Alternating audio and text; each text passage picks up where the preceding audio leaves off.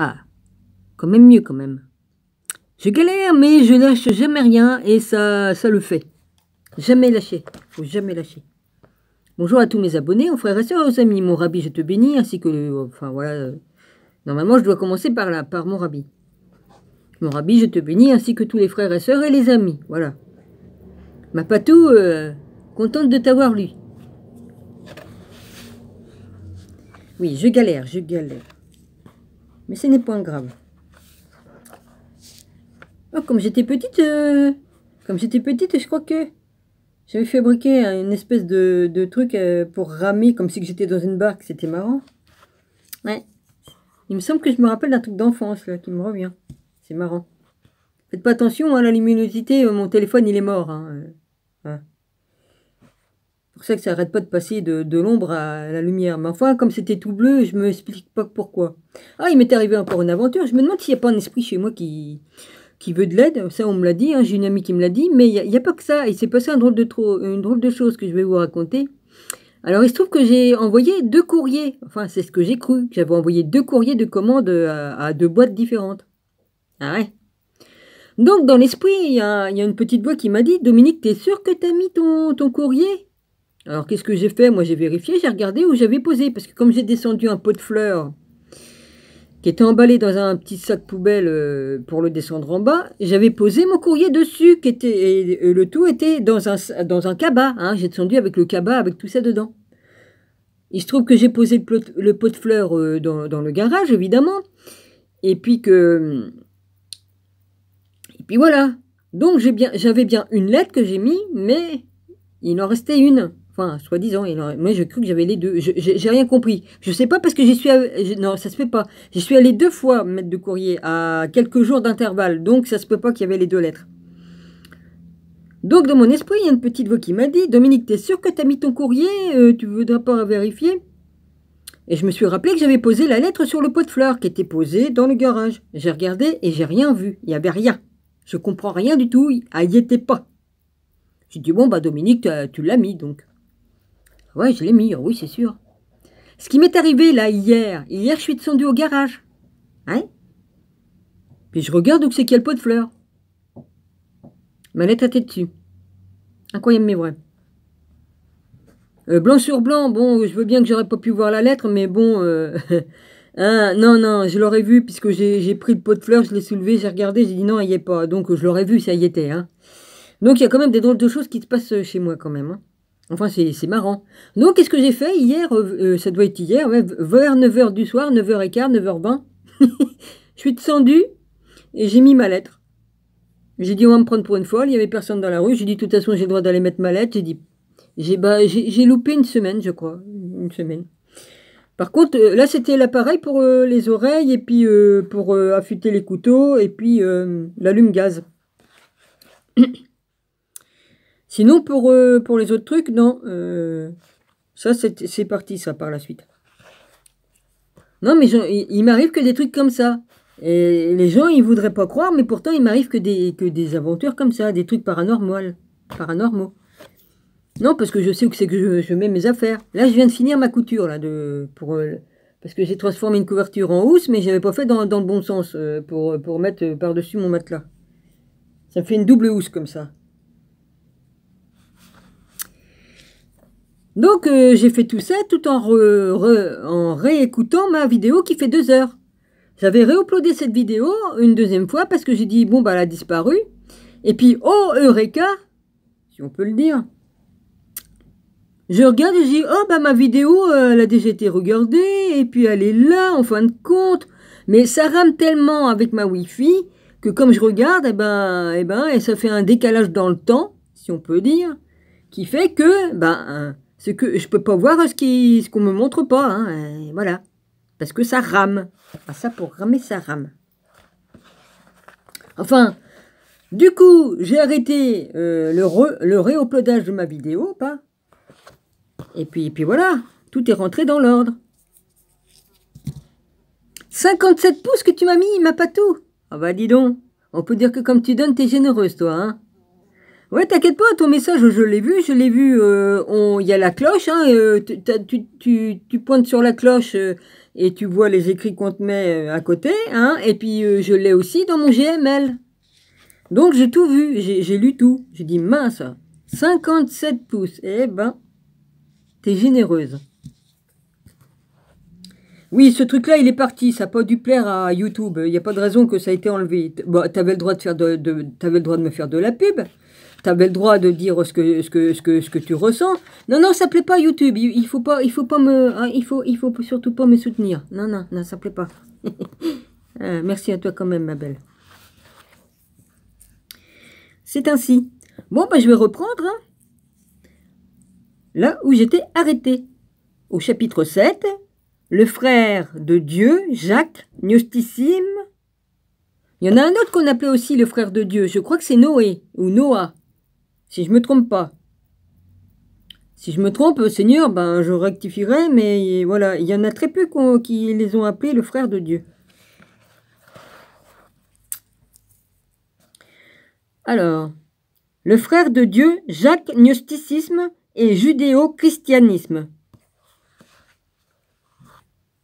Il y a des incultes aussi qui s'amusent à mettre des pouces en bas, mais je les connais, hein, ceux-là, c'est des vieilles connaissances.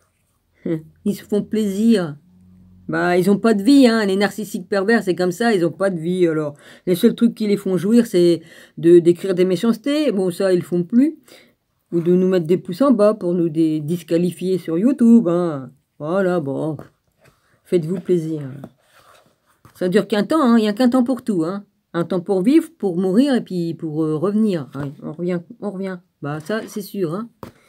La réincarnation, ça existe. Ben, disons que la réincarnation elle sert à ce qu'on s'améliore dans chaque vie, à force qu'on revient. Si on a la chance de se rappeler de nos vies passées, on peut s'améliorer. Et c'est pas pour seulement ça qu'on revient. Dieu sait ce qu'il fait. Alors, les disciples dirent à Jésus, « Nous savons que tu nous quitteras, qui se fera notre guide. » Jésus leur dit, « Au point où vous en serez, vous irez vers Jacques le juste. Ce qui concerne le ciel et la terre lui revient. » L'évangile de Thomas, Logion 12.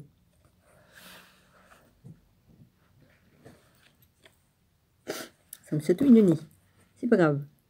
En 1945, par un hasard, un fermier égyptien déterra ce qui peut être la découverte archéologique, biblique, la plus importante de l'époque. Je vais prendre 2 minutes sur moi, hein, mes chéris. Attendez, hein. Je reviens. Ouais.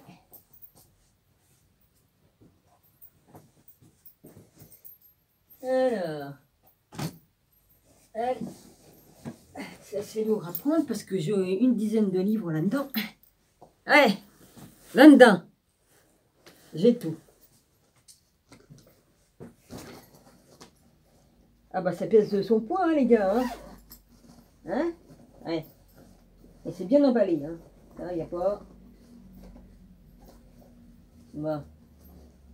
Un sac dans un sac, évidemment. Alors... J'ai mes bibles.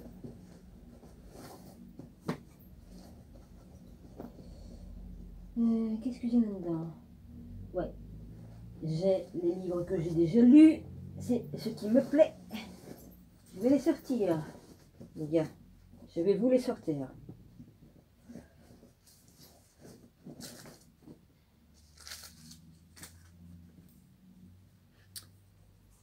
Voilà. Alors, volume 1, les livres de les manuscrits de Nag Hammadi. Dedans, il parle de l'évangile de Marie-Madeleine, l'évangile de Philippe, l'évangile de Thomas, le dialogue du Sauveur, l'Apocalypse de Jacques, l'Euchnost, le Bienheureux, la Sophia de Jésus-Christ. Donc, ça parle de moi ici, en tant que Marie-Madeleine que j'étais, et là, la Sophia de Jésus-Christ, que je suis en haut. Après, le tome 2. Les manuscrits de Nag Hammadi, le tonnerre, l'apostase des archontes, le tonnerre, l'esprit parfait, l'apocryphon de Jacques. C'est écrit en face, hein. L'esprit parfait, c'est en face du tonnerre. l'Apocryphon de Jean, l'Évangile de vérité. Ensuite, il y a le tome 3. Les manuscrits de Nag Hammadi, Actes de Pierre, les Actes de Pierre et des 12 apôtres, la prière de l'apôtre Paul, l'épître de Jacob, l'épître de Réginus, Tractatus Tripartitus, excusez-moi, c'est pas facile à dire pour comme on a de la dyslexie. De l'origine du monde, le récit sur l'âme, le livre de Thomas, l'Apocalypse de Paul et l'Apocalypse d'Adam. Jésus aussi est Adam, mais lui, il est le Adam spirituel au ciel, pas celui-là de la terre. Enfin, je pense. Ou alors, il a été les deux, mais bon, ça m'étonnerait. Hein, il est le Adam, machin. Mais il y a beaucoup de choses que vous ignorez, que je sais. Ben, je vais pas tout dire. Hein. Enfin, j'en ai dit pas mal dans toutes mes vidéos. Il faut prêter l'oreille. Il faut prêter l'oreille, car j'ai dit beaucoup de choses.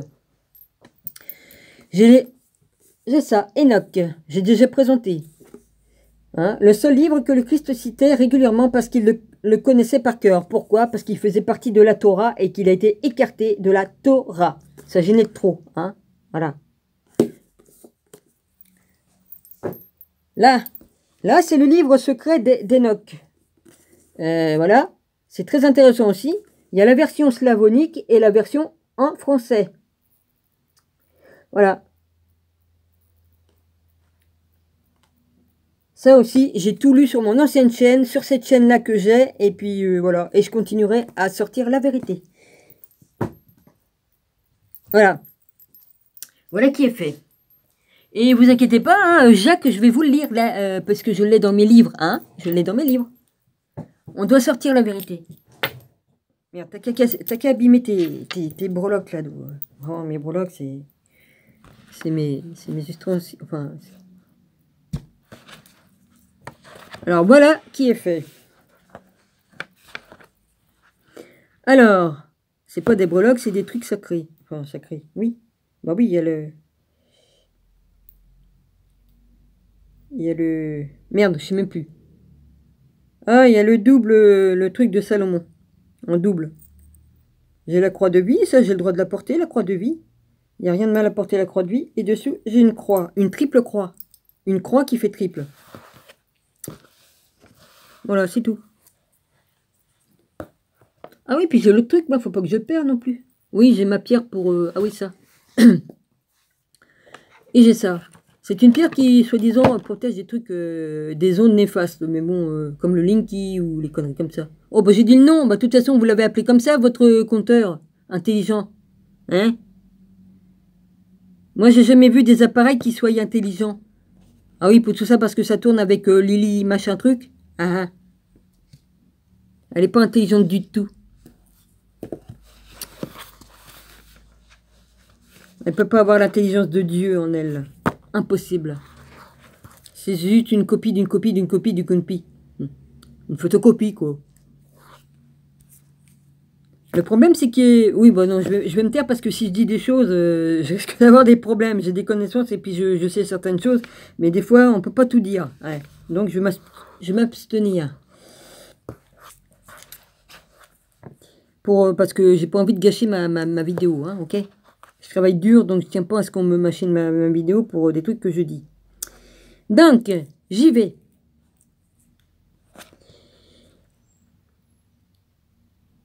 Alors, je reprends tant pis ici. Hein. Alors, les disciples dirent à Jésus, « Nous savons que tu nous quitteras. Qui se fera notre guide ?» Jésus leur dit, « Au point où vous en serez, vous irez vers Jacques le juste. Ce qui concerne le ciel et la terre lui revient. » L'évangile de Thomas, Logion 12. En 1945, par hasard, un fermier égyptien déterra ce qui peut être la découverte archéologique biblique la plus importante de l'époque moderne. Tandis qu'il creusait pour extraire des engrais naturels dans la ville de Nag Hammadi, Mohammad Ali et son frère ont découvert une ancienne jarre en poterie qui contenait 13 livres reliés en cuir faits de papyrus appelés manuscrits par les spécialistes. La bibliothèque de Nag Hammadi, comme ces livres ont été appelés, contient plus de 50 œuvres individuelles, principalement d'autres évangiles chrétiens et d'autres écrits qui n'étaient pas inclus dans le dernier canon du Nouveau Testament. Les manuscrits de Nag Hammadi sont presque tous écrits en copte et sont des traductions de documents originaux grecs. Ils comprennent des titres comme l'Évangile de la vérité, l'Évangile des Égyptiens. Alors ça, je ne sais pas si je l'ai, parce que moi, il m'en manque, hein, j'ai pas... Il m'en manque. Il m'en manque. L'Évangile des Égyptiens, je ne l'ai pas. C'est pas écrit dedans, en tout cas. Les actes de Pierre, ça je les ai, des 12 apôtres. Ouais, l'Évangile de vérité, ça je l'ai, je crois que je l'ai lu tout à l'heure. Oui, l'Évangile de vérité, je l'ai. Il m'en manque, hein, il n'y a pas, hein, il m'en manque un. Bon, c'est pas grave. Les actes de Pierre, je l'ai, et des 12 apôtres. Et l'Apocalypse de Pierre, alors ça, je crois que je l'ai. Les actes de Pierre, est-ce qu'on l'a de l'Apocalypse de Pierre là-dedans? L'apostate, non, ça c'est pas ça. Donc je crois que je dois pas l'avoir parce que je le vois pas. J'ai l'Évangile de Marie-Madeleine. Ah non, l'Apocalypse de Pierre, je ne l'ai pas. Par contre, j'ai l'Apocalypse de Jacques. Mais comme ils ont tout interverti, d'après ce que je lis dans mon livre là actuellement, donc, il faut réfléchir, hein. Bon, sinon, bah, j'essaierai de les trouver, mais c'est pas évident de retrouver ces livres-là, hein. Moi, j'avais ça, moi, dans les livres, donc j'ai pris tout ça. J'ai pris tout ce qu'il y avait. Ouais. Donc, Actes de Pierre, l'Apocalypse de Paul. Ouais, bah... Donc, voilà. Alors, je continue. L'Apocalypse de Pierre, les plus pertinents pour nos affaires sont l'apocryphe de Jacques. La première Apocalypse de Jacques, le second Apocalypse de Jacques et l'Évangile de Thomas. Et, écrit en majuscule, entre deux demi-cercles, maintenant célèbre toutes ces œuvres exposent les croyances théologiques de la première secte chrétienne connue comme les gnostiques, qui, comme nous l'avons vu plus tôt, croyaient que Jésus avait transmis un enseignement secret à certains apôtres. C'est une grande vérité. J'en suis un témoin. Ah bah j'en suis un témoin, hein, du passé, du futur, et tout ce que vous voulez bien. Hein. En tout cas, l'Évangile de Thomas. Le plus célèbre des textes de Nag Hammadi est l'Évangile de Thomas, qui, d'après un nombre de plus en plus important de spécialistes, est peut-être aussi ancien que les évangiles canoniques. Des spécialistes voient Thomas comme un 5e évangile légitime, bien que sa nature soit tout à fait différente des 4 évangiles canoniques. Thomas est composé entièrement de citations particulières de Jésus, avec aucune narration articulatoire. Le document hypothétique appelé Q, comme la lettre Q en majuscule, de l'allemand quel, source que presque toutes les quel, comme quel, hein, Q-U-2-L-E, source que presque tous les spécialistes ont longtemps considérée comme l'une des sources utilisées par Matthieu et Luc comme base pour leur évangile, est chose intéressante également considérée comme étant entièrement un recueil de citations de Jésus.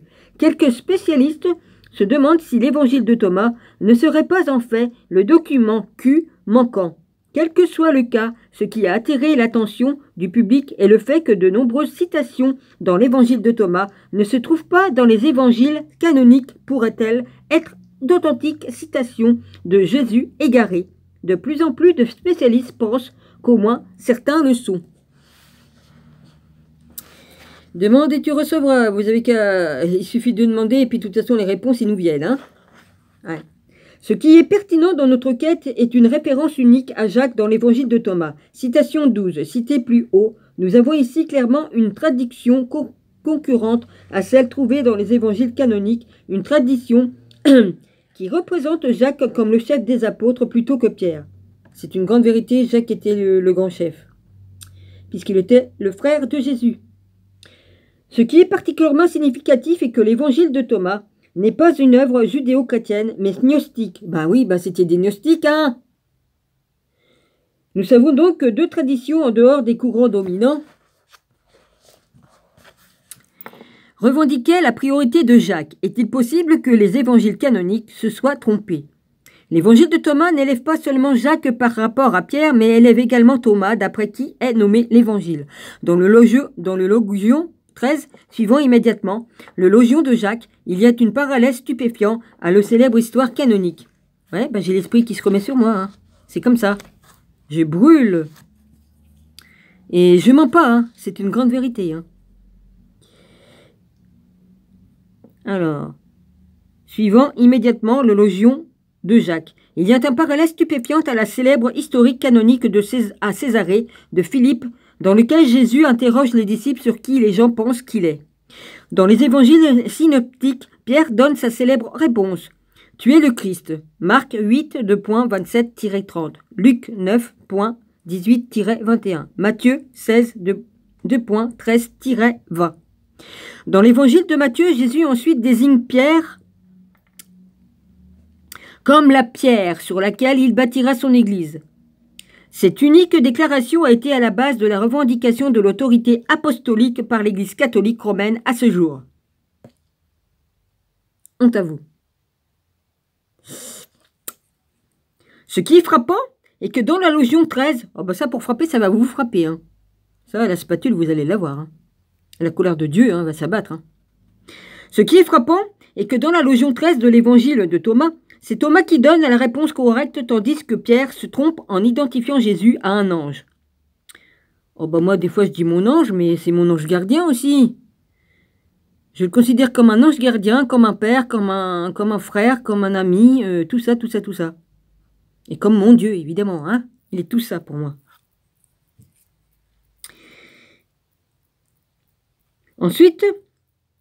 Jésus prend Thomas à part et lui révèle à lui seul 3 enseignements secrets. C'est la base de la déclaration faite à l'ouverture, l'évangile de Thomas. Ce sont les paroles secrètes qu'a prononcées Jésus de son vivant et qu'a consigné Judas Thomas, le jumeau. Le jumeau, pas Judas, celui-là qui l'a vendu. Hein. C'est un autre Judas. Les chrétiens gnostiques croyaient que Thomas, le jumeau, comme ils en appelaient dans les évangiles canoniques, était en fait le frère jumeau de Jésus, bien que cela semble excentrique pour les esprits modernes. C'était une croyance commune d'un nombre significatif des premiers chrétiens basés sur 2 faits. Thomas était connu pour être un jumeau, et son prénom était Judas, selon l'évangile de Thomas. Des premiers chrétiens identifiaient ce Judas à Judas, le frère de Jésus, aussi connu comme Jude. Bien que leur compréhension ait pu être erronée, les œuvres gnostiques démontrent clairement que plus d'une première communauté chrétienne donnait la priorité aux frères de Jésus.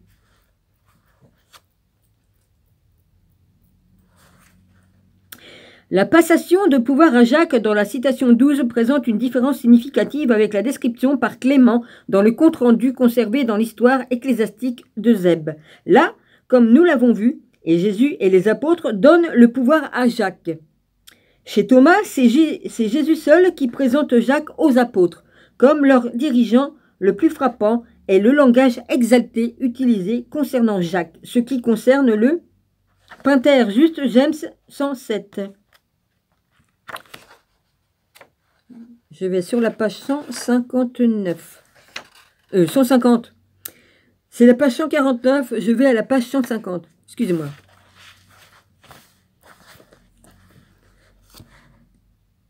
Je m'excuse, hein. Toujours la même chose. Alors, please.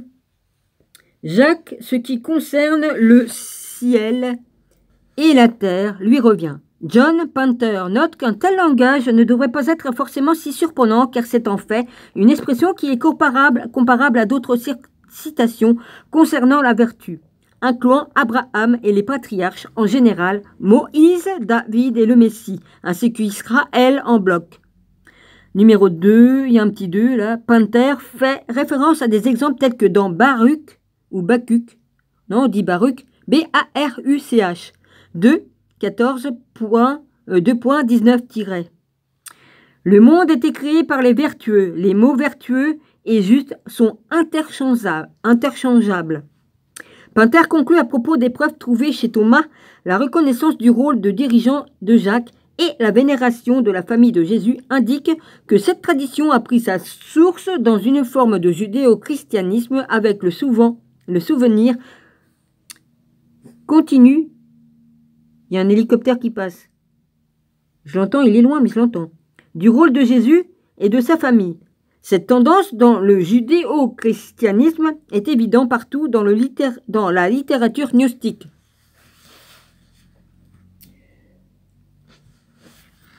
L'apocryphe de Jacques.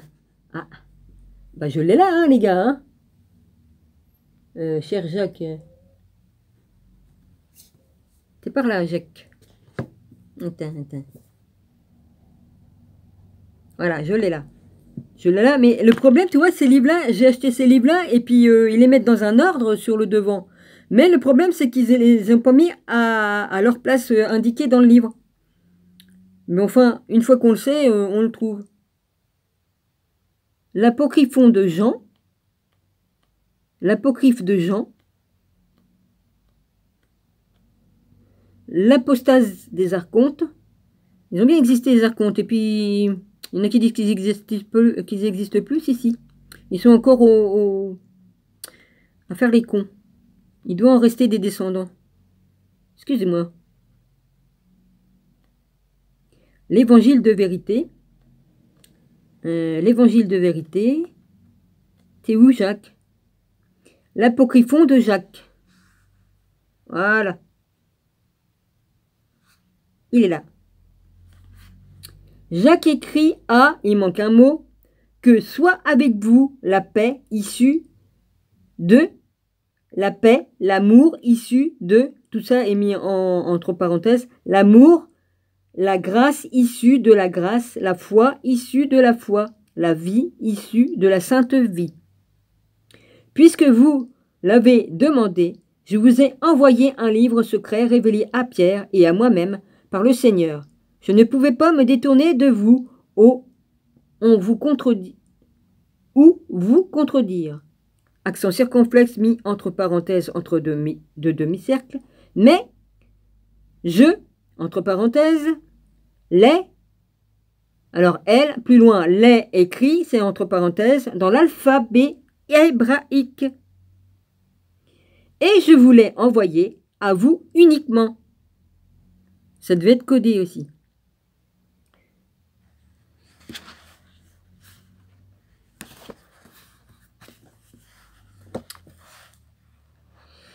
Mais puisque vous êtes un ministre du salut des saints, efforcez-vous honnêtement et prenez soin de ne pas répéter ce texte à de nombreuses personnes.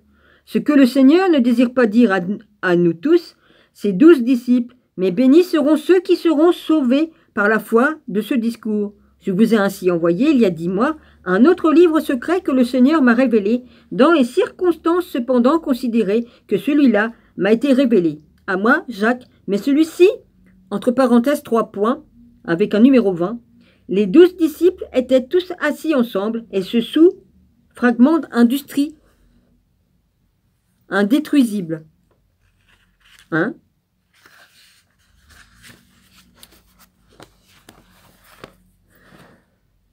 Un nez de ce... Attends, je suis... Alors, étaient tous assis ensemble et se souvenaient de ce que le Seigneur avait dit à chacun d'eux, ou bien en secret, ou bien ouvertement, et en le mettant dans des livres. Mais j'écrivais ce qui était dans mon livre. Voici que le Seigneur est apparu après nous avoir quittés pendant que nous le regardions. Et 550 jours après, et dans le livre d'Enoch, ils disent, je crois qu'ils disent le même nombre, et non pas 3 jours. Toi, ils disent 3 jours. Au bout des 3 jours, le Seigneur est ressuscité. Non. 550, là c'est marqué. Et 550 jours après, il a ressuscité des morts. Nous lui avons dit, 550 jours après, il est ressuscité des morts. Ok? Ça, c'est la vérité. C'est pas 3 jours après. Ils ont menti. 3 jours, ça vient de qui vous savez. Hein, Voilà. Nous as-tu quittés et délaissés? Mais Jésus dit, non, mais j'irai dans l'endroit d'où je suis venu. Si vous désirez venir avec moi, venez. Ils répondirent tous et dirent, si tu nous le demandes, nous venons. Il dit, En vérité, je vous le dis, personne n'entrera jamais dans le royaume du ciel à ma demande, mais seulement parce que vous êtes vous-même remplis, voilà, remplis. Laisse-moi Jacques et Pierre pour que je les remplisse, c'est-à-dire le remplisse de son esprit, qu'on soit rempli de son esprit, qu'il soit en nous et qu'on soit en lui. Et ayant appelé ces deux-là, il les prit à l'écart et demanda aux autres de s'occuper de ce qu'ils étaient en train de faire. Le Sauveur dit, « Vous avez reçu la miséricorde. » Il y a 3 points encadrés par deux trucs comme ça, de chaque côté. Et il y a le numéro 21. Alors, ne désirez-vous pas être rempli? Et votre cœur est ivre, alors ne désirez-vous pas être sobre? Ayez donc ayez donc honte, désormais, en marchant ou en dormant, souvenez-vous que vous avez vu le Fils de l'homme, et que vous lui avez parlé en personne, et que vous l'avez écouté en personne. Malheur à ceux qui ont vu le Fils de l'homme, bénis seront ceux qui n'ont pas vu l'homme, et ceux qui ne l'ont pas fréquenté, et ceux qui ne lui ont pas parlé, et ceux qui n'ont écouté aucune de ses paroles. La vie, elle est à vous. C'est marrant, hein, comme ça diffère dans les écrits de la Bible, les trucs qui ont été écartés, hein. Franchement. Sachez alors qu'il vous a guéri quand vous étiez malade, pour que vous puissiez régner. Malheur à ceux qui ont trouvé un soulagement à leur maladie, car ils retomberont malades. Bénis soient ceux qui n'ont pas été malades et qui ont connu le soulagement avant de tomber malades. Le royaume de Dieu est à vous. C'est pourquoi je vous dis, soyez remplis et ne laissez pas d'espace vide en vous. C'est-à-dire qu'il faut qu'on ait la foi et qu'on ait tout l'amour de Dieu en nous. Il ne faut pas laisser la place à l'adversaire. Si on n'est pas rempli, ça laisse de la place à l'adversaire. Car celui qui vient peut se moquer de vous. Alors Pierre répliqua, « Vois 3 fois tu nous as dit, soyez remplis, mais nous sommes remplis. » Le Sauveur répondit et dit, « C'est pour cette raison que je vous ai dit, soyez remplis pour que vous ne soyez pas dans le besoin. Ceux qui sont dans le besoin, toutefois, ne seront pas sauvés, car il est bien d'être rempli et mal d'être dans le besoin. Donc, tout comme il est bien que tu sois dans le besoin et inversement, mal que tu sois rempli, celui qui est rempli est dans le besoin, et celui qui est dans le besoin ne se remplit pas, comme se remplit celui qui est dans le besoin. » Ah, faut comprendre, hein, les gars. Et celui qui était rempli à son tour atteint la perfection voulue. C'est pourquoi vous devez être dans le besoin tant qu'il vous est possible de vous remplir et être rempli tant qu'il vous possible d'être dans le besoin et être rempli tant qu'il vous possible d'être dans le besoin de manière à ce que vous soyez capable de vous remplir au plus vous-même. Donc, soyez remplis de l'esprit, mais soyez dans le besoin de raison, car la raison dépend de l'âme. À son tour, cela fait partie de la nature de l'âme.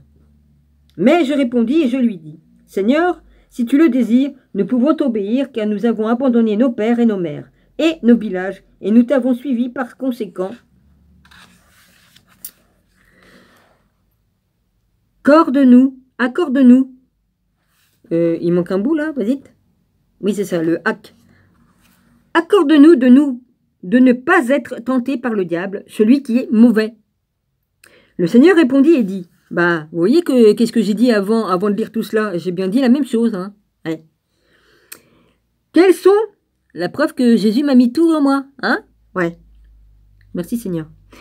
Quels sont vos mérites si vous accomplissez la volonté du Père et qu'il ne vous donne pas le don rendit que vous êtes tenté par Satan, mais si vous êtes opprimé par Satan et persécuté et que vous accomplissez sa volonté, je dis qu'il vous aimera et vous rendra égal à moi-même et reconnaîtra que vous êtes devenu bien-aimé grâce à sa providence par votre propre choix. Ainsi vous ne cesserez pas d'aimer la chair et d'être effrayé des souffrances. Ne saviez-vous pas que vous n'avez pas encore été abusé et accusé injustement et pas encore enfermé en prison et condamné illégalement et crucifié sans raison et enterré indignement comme je l'ai été moi-même par le malin?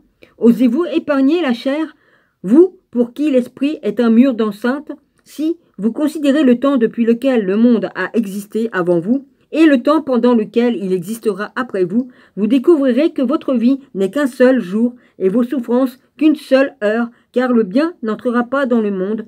C'est pourquoi méprisez la mort et considérez la vie. Souvenez-vous de ma croix et de ma mort, et vous vivrez. Ben, c'est clair, hein? Mais je répondis et lui dis, Seigneur, ne nous mentionnez pas la croix et la mort, car elles sont loin de nous. Le Seigneur répondit et dit, en vérité, je vous le dis, personne ne sera sauvé s'il ne croit pas en ma croix. Mais ceux qui ont cru en ma croix, le royaume de Dieu leur appartient. C'est pourquoi cherchez la mort comme les morts qui cherchent. Ah oui, numéro 22, c'est-à-dire, il marque numéro 22, c'est-à-dire la volonté de Dieu. Comme il dit ça, par Satan est persécuté et que vous accomplissez sa volonté, c'est-à-dire la volonté du Père. Pardonnez-moi.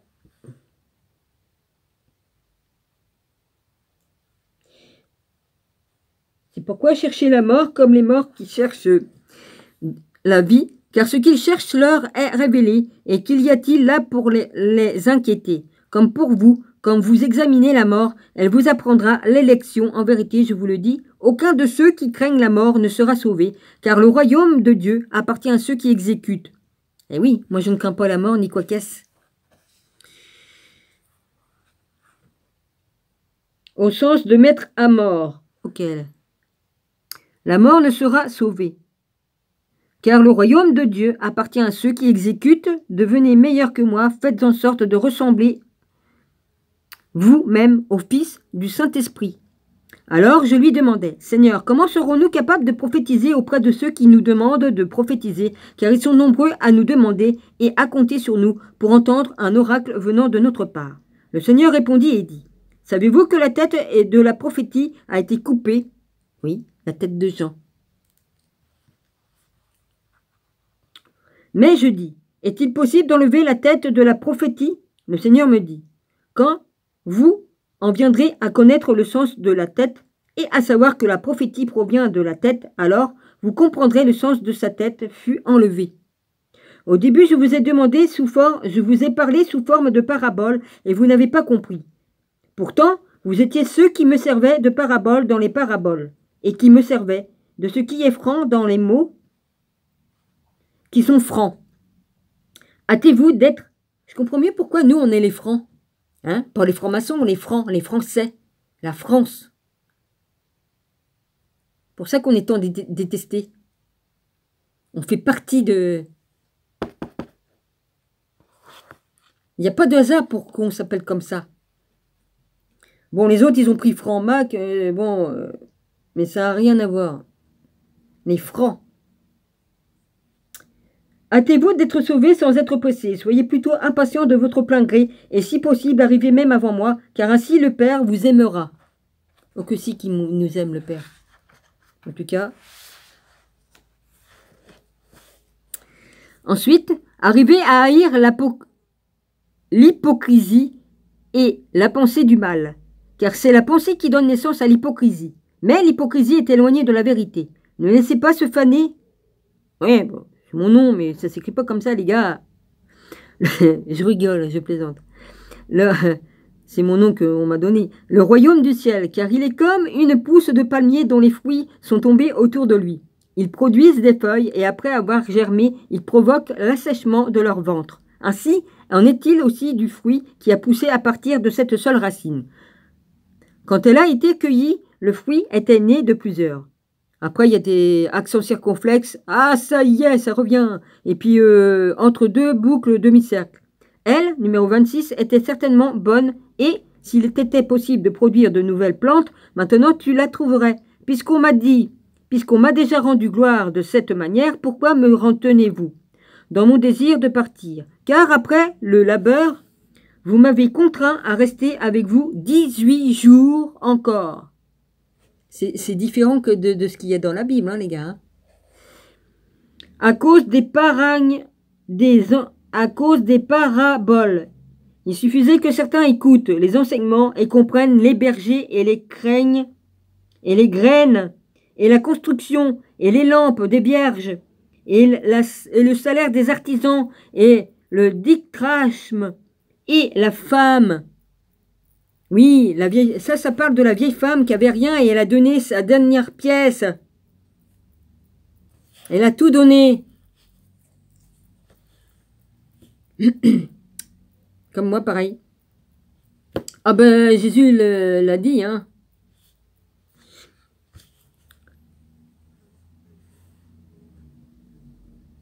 En tout cas, j'ai donné beaucoup, ouais.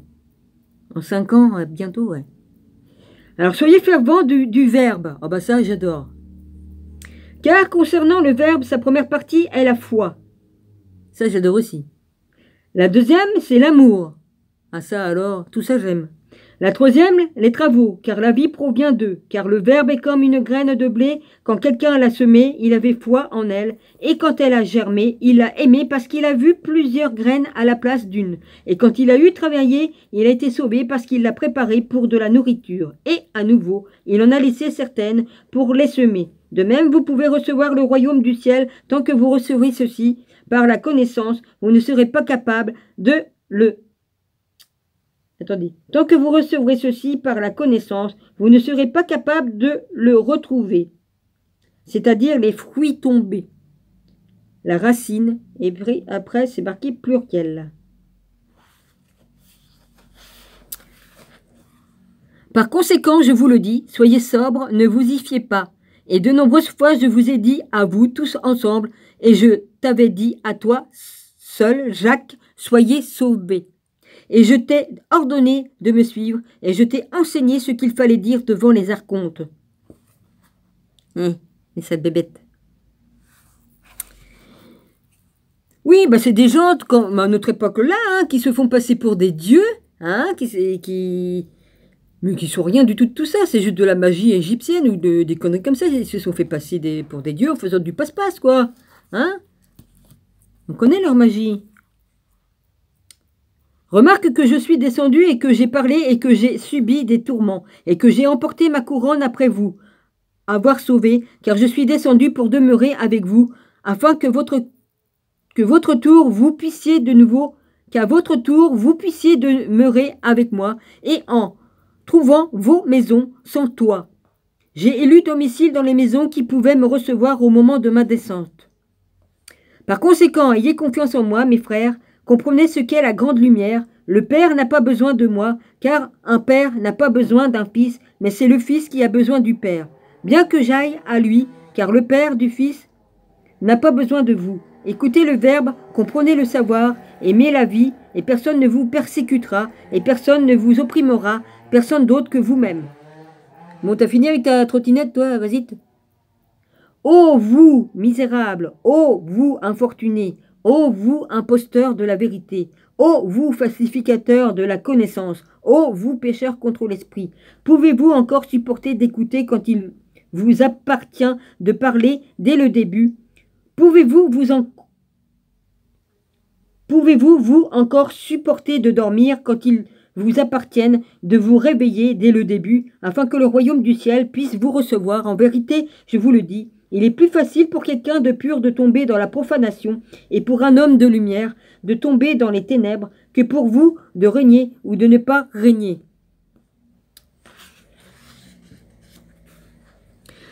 Je vous ai rappelé vos larmes et vos deuils et vos tourments, tandis que vous disiez, ils sont loin derrière nous. Mais maintenant, vous qui êtes en dehors de l'héritage du Père, pleurez là, où c'est nécessaire, et portez le deuil et prêchez ce qui est bon, pendant que le Fils s'élève comme il doit. En vérité, je vous le dis, j'ai été envoyé vers ceux qui m'écoutent, et j'ai parlé avec eux. Jamais je n'aurai à redescendre sur terre, alors ayez honte pour cette chose. Ça dépend. Voyez, je vous quitterai et je partirai, et n'espérez pas que je demeure plus longtemps avec vous, comme vous ne l'avez pas vous-même désiré. À présent donc, suivez-moi rapidement, c'est pourquoi je vous dis, je suis descendu pour votre bien. Vous êtes les bien-aimés, vous êtes ceux qui seront la cause de la vie en plusieurs. Invoquez le Père, implorez souvent Dieu, et il vous donnera. Béni est celui qui vous a vu avec lui, quand il fut proclamé parmi les anges et glorifié parmi les saints. La vie est à vous. Réjouissez-vous et soyez heureux en tant que fils de Dieu. Conservez sa volonté pour que vous soyez sauvés. Acceptez le reproche que je vous fais et sauvez-vous vous-même. J'intercède auprès du Père en votre nom, et il vous pardonnera beaucoup. » Et après avoir entendu ces paroles, nous fûmes heureux car nous avions été peinés par les mots que nous avons mentionnés avant. Mais quand il nous vit nous réjouir, il dit « Malheur à vous qui n'avez pas de défenseur, malheur à vous qui êtes dans le besoin de grâce. »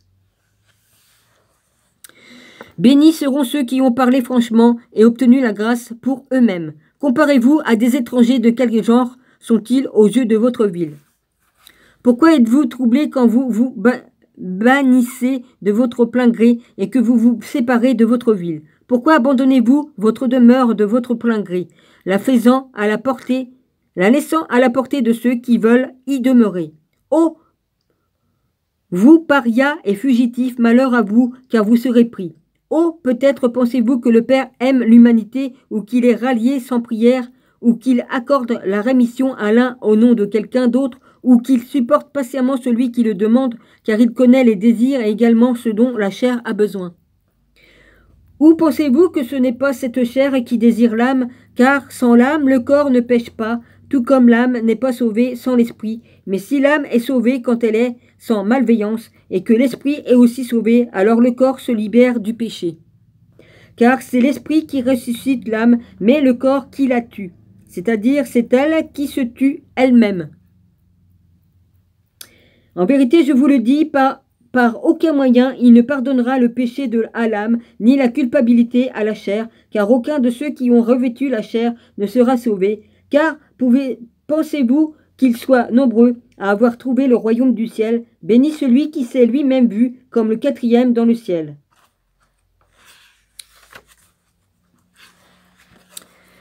Quand nous entendîmes ces mots, nous fûmes angoissés. Mais quand il vit que nous étions angoissés, il dit: c'est pour cette raison que je vous ai dit ceci, pour que vous puissiez vous connaître, car le royaume du ciel est comme l'épi d'une graine après avoir germé dans un champ. Et quand il a mûri, il divise ses fruits et remplit à nouveau le champ avec des épis pour une année supplémentaire. Vous aussi, hâtez-vous de récolter pour vous-même un épi de vie, afin que vous soyez emplis du royaume. Et aussi, longtemps que je serai avec vous, écoutez-moi bien et obéissez-moi, Mais quand je vous quitte, souvenez-vous de moi. Et souvenez-vous de moi parce que quand j'étais avec vous, vous ne me connaissiez pas. Bénis seront ceux qui m'ont connu. Malheur à ceux qui ont écouté et qui n'ont pas cru. Bénis seront ceux qui n'ont pas vu, mais qui ont cru. Dans cette vie-ci, ouais. J'ai de la chance parce que dans l'autre vie, j'ai vu et j'ai cru. Et dans cette vie-ci, j'ai pas vu, mais j'ai cru.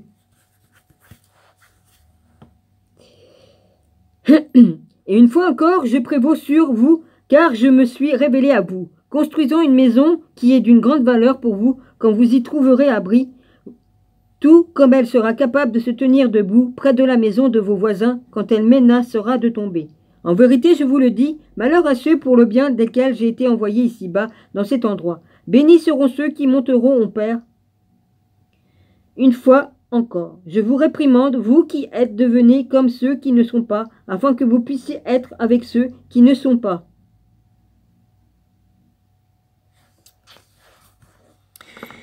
En vous, ne faites pas du royaume... excusez-moi. Et avec ceux qui ne sont pas. Oui, il n'y a pas d'autre chose.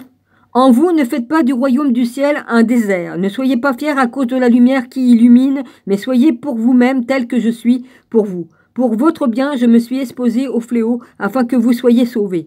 Mais Pierre répliqua à ces mots et dit: parfois tu nous exhortes au royaume du ciel, et puis à nouveau tu rebrousses au chemin, Seigneur. Parfois tu nous persuades et tu nous attires par la foi, et tu nous promets la vie, et puis à nouveau tu nous rejettes hors du royaume du ciel. Mais le Seigneur répondit et dit: je vous ai abandonné à la fois de nombreuses reprises.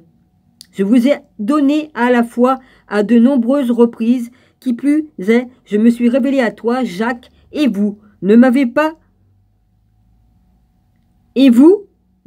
connu. Maintenant, à nouveau, que je vous vois vous réjouir plusieurs fois, et quand vous êtes remplis de joie à la promesse de la vie, êtes-vous néanmoins triste, êtes-vous peiné quand vous êtes instruit sur le royaume? Or, par la foi et la connaissance, vous avez reçu la vie. Par conséquent, dédaignez le refus quand vous l'entendez, Mais quand vous entendez la promesse, réjouissez-vous au plus. Réjouissez-vous au plus. En vérité, je vous le dis, celui qui recevra la vie et qui croira au royaume ne le quittera jamais, même si le Père désire le bannir. Ce sont là les choses que je vous dirai pour l'instant. Maintenant, toutefois, je vais monter à l'endroit d'où je suis venu. Mais quand j'étais impatient de partir, vous m'avez chassé, et au lieu de m'accompagner, vous m'avez poursuivi. Mais faites bien attention à la gloire qui m'attend, et ayant ouvert votre cœur, écoutez les hymnes. Un hymne. Qui m'attendent en haut dans le ciel, car aujourd'hui je dois prendre ma place à la droite du Père. Mais je vous ai dit mon dernier mot, et je vais vous quitter, car un char de l'esprit m'a emporté en haut. Et à partir de ce moment, je vais me déshabiller, afin que je puisse m'habiller. Mais faites bien attention, bénis sont ceux qui ont proclamé le Fils avant sa descente, afin que quand je suis venu, je puisse montrer à nouveau, sont 3 fois bénis ceux qui furent proclamés par le Fils avant de venir à l'existence, afin que vous puissiez avoir une part au sein d'eux. Ayant prononcé ces mots, il partit, mais nous fléchîmes les genoux.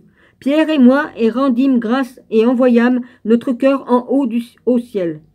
Notre cœur en haut au ciel. Nous écoutâmes avec nos oreilles et nous vîmes avec nos yeux le bruit des guerres et une sonnerie de trompette et un grand tumulte. Et après avoir dépassé ces endroits, nous envoyâmes notre esprit plus loin en haut, et nous vîmes avec nos yeux et entendîmes avec nos oreilles les hymnes et les bénédictions angéliques et les réjouissances angéliques, et les majestés célestes étaient en train de chanter des cantiques, et nous aussi, nous nous réjouîmes. Ils ont fait une sortie de corps, ils sont montés en haut avec leur esprit. Ils ont été emportés en esprit là-haut. Après cela, nous désirâmes encore envoyer notre esprit en haut vers la majesté, et après être montés, nous ne fûmes pas permis de voir ou d'entendre quoi que ce soit, car les autres disciples nous appelaient et nous demandèrent, « Qu'avez-vous entendu du Maître? Et que vous a-t-il dit? Et où est-il allé ?» Mais nous leur répondîmes, « Il est monté et nous a donné une garantie et promis la vie à nous tous et nous a révélé les enfants. » Il y a un accent circonflexe, entre parenthèses, entre deux demi-cercles. À venir après nous, avoir demandé de les aimer, puisque nous serions sauvés par leur bien. Et quand ils se... Pour leur bien, pardonnez-moi. Avoir demandé de les aimer, puisque nous serions sauvés pour leur bien. Et quand ils entendirent ceci, ils crurent en fait à la révélation, mais furent mécontents au sujet de ceux qui naîtront. Et ainsi, n'espérant pas les offenser, j'envoyais chacun d'eux dans un endroit différent. Quant à moi, j'allais à Jérusalem en priant pour que je puisse obtenir une part au sein des bien-aimés qui seront rendus manifestes. Et je prie pour les commencements viennent de vous, car ainsi je serai capable de salut, puisque seront éclairés à travers moi par ma foi et à travers une autre foi, qui est meilleure que la mienne, car je ferai que la mienne soit la moindre. Efforcez-vous honnêtement alors de devenir vous-même comme eux, et priez pour que vous obteniez une part avec eux, car à cause de ce que j'ai dit, le Sauveur ne nous a pas fait de révélation pour leur bien. En effet, nous clamons une part avec ceux pour qui la proclamation a été faite, ceux dont le Seigneur a fait ses fils. Voilà, j'ai mis tout l'extrait de l'évangile de Jacques, l'apocryphon de Jacques. Après, c'est introduction et voilà, l'évangile de vérité. Après, c'est l'évangile de vérité est un texte gnostique chrétien qui a de claires affinités avec l'école valentinienne, offrant une réflexion subtile mais néanmoins touchante sur la promesse et l'œuvre de Jésus. Ce traité n'a pas de titre explicite dans les manuscrits, mais il est connu par son incipit. En effet, dans l'Antiquité, beaucoup d'autres œuvres comme l'évangile de Marc et la révélation de Jean étaient de la même manière identifiées par les premiers mots. Une œuvre valentinienne intitulée l'évangile de vérité est attestée par Irénée dans son ouvrage Ad versus Ares H-A-E-R-R. H-A-E-R-E-S-E-S. 3,11,9. Numéro 40. Malheureusement, l'hérésiologue ne révèle pas grand-chose du contenu de l'œuvre, sauf qu'elle diffère significativement des évangiles canoniques, étant donné les affinités valentiniennes générales du texte issu du Codex 1. Il est fort possible qu'il soit identique à l'œuvre que connaissent Irénée. Dans ce cas, une date de composition au milieu du IIe siècle, entre 140 et 180 après Jésus-Christ, serait établie sur la base des affinités littéraires et conceptuelles entre ce texte et les modiques. Bon, ben voilà, je vous ferai de temps en temps un petit extrait. C'est intéressant que je prenne un morceau comme je lis là et que je vais le chercher dans les livres de Nag Hammadi. Très intéressant. Je reprends d'où c'est que j'en étais, moi, sur mon livre. Je retourne sur le livre de... je retourne sur le frère de Jésus. Alors, l'apocryphe de Jacques. L'apocryphe, livre secret de Jacques, était en fait connu avant sa découverte à Nag Hammadi. Cette œuvre perdue a d'abord été révélée par l'éminent psychologue Carl Jung, qui s'intéressait en profondeur au gnosticisme et qui a fait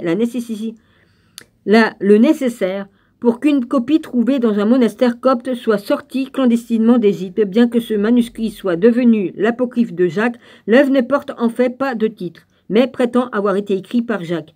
Dans les lignes d'ouverture, l'auteur s'identifie lui-même simplement comme Jacques, sans aucune indication supplémentaire, comme également dans l'épître canonique de Jacques, perpétuant la tendance qui est caractéristique d'autres écrits bibliques, tels que les Actes des Apôtres et l'épître aux Galates, dans lequel Jacques est présenté sans aucun antécédent. Aux explications, c'est toujours la même chose. Nous restons avec l'impression que Jacques était si célèbre qu'il n'avait simplement pas besoin de présentation. Pour les opinions de Painter, voir Ibid 105-58 pour celle de Brookscam, voire Jude 45-133 pour une analyse sceptique de cette passage, voir Gerd Lundermann, opposition 119-28. Alors, du coup, si je reçois mon téléphone, je vais l'avoir avant, les goupillons et puis tout ça. Ah ouais, les gars, excuse-moi, je suis en train de réfléchir tout. J'espère qu'ils vont l'avoir, le téléphone, parce que j'ai mis du temps avant de le commander. Ça se trouve, ils l'ont plus, hein. Bon, ben, je verrai, je me démerderai, hein. Ils ne seront pas sans le ressortir, parce qu'il l'avait déjà ressorti dans un des catalogues. Alors, l'apocryphe se présente sous forme d'une lettre adressée à un seul individu dont le nom n'est plus identifiable dans le manuscrit endommagé. Cela commence avec l'explication de l'auteur sur son but à utiliser la terminologie gnostique typique. C'est Jacques qui écrit « Paix à toi de la part de la paix, amour de la part de l'amour, grâce de la part de la grâce, foi de la part de la foi, vie de la part de la vie sainte. » Bon, bah du coup, je vous l'ai mis, hein, vous avez tout. Je ne sais pas s'il va mettre tout dans ce livre-là, mais au moins, je vous l'ai mis. C'est Jacques, puisque tu m'as prié, c'est Jacques qui écrit.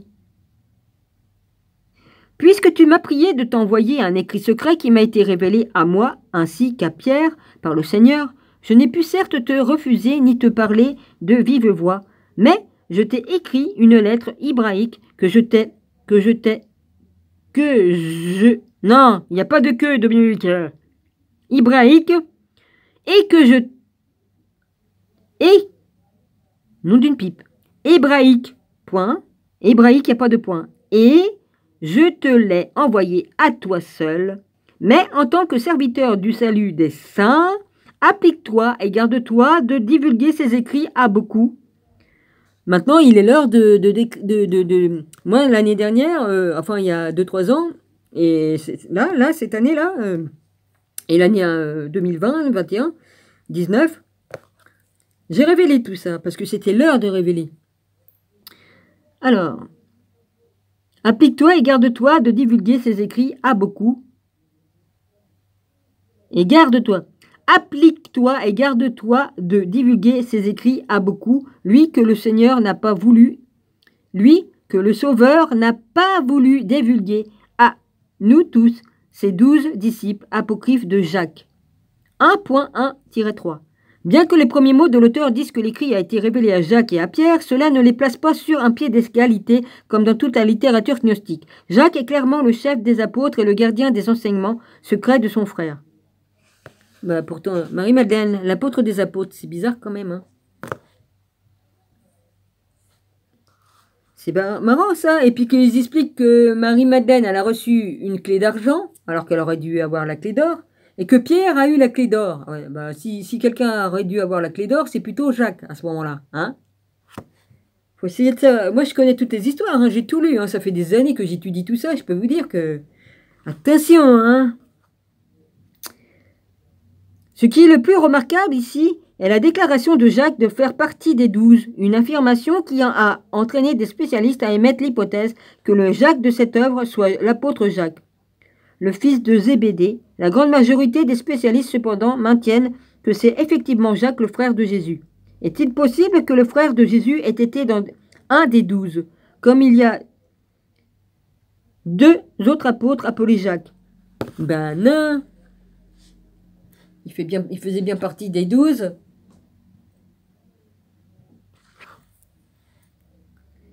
Il est en effet possible que l'un d'eux ait été substitué au frère de Jésus, soit par erreur, soit délibérément dans les évangiles, pour dissimuler le fait que Jacques était l'un des 12, comme le prétend Robert Eisenman. Comme dans l'évangile de Thomas, l'apocryphe remplace Pierre par Jacques, dans les histoires qui ont des parallèles dans les évangiles canoniques. Par exemple, dans Matthieu 16, 2.22, Pierre reproche à Jésus de parler de ses souffrances et de sa mort imminente, mais dans l'apocryphe, c'est Jacques qui dit « Seigneur, ne nous parlez pas de votre croix et de votre mort, car elles sont loin de vous. » Acte AJ, ça veut dire quoi? 3. Acte de Jean, ou Apocalypse de Jean 3, 2.12. Peut-être que ça veut dire ça. A majuscule J. Dans le verset 10 de point 28 de Marc, Pierre atteste au nom de tous les apôtres qu'ils ont tout abandonné pour suivre Jésus. Dans l'apocryphe, c'est Jacques qui dit « Nous avons laissé nos pères, nos mères et nos villes et on vous a suivis ». AJ 3.1. Le rôle des dirigeants de Jacques est également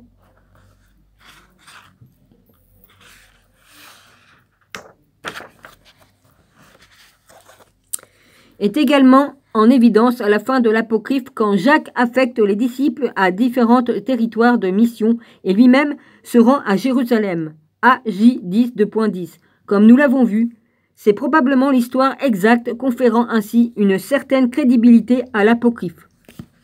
J'ai des douleurs à la vache. C'est les vieilles blessures de guerre.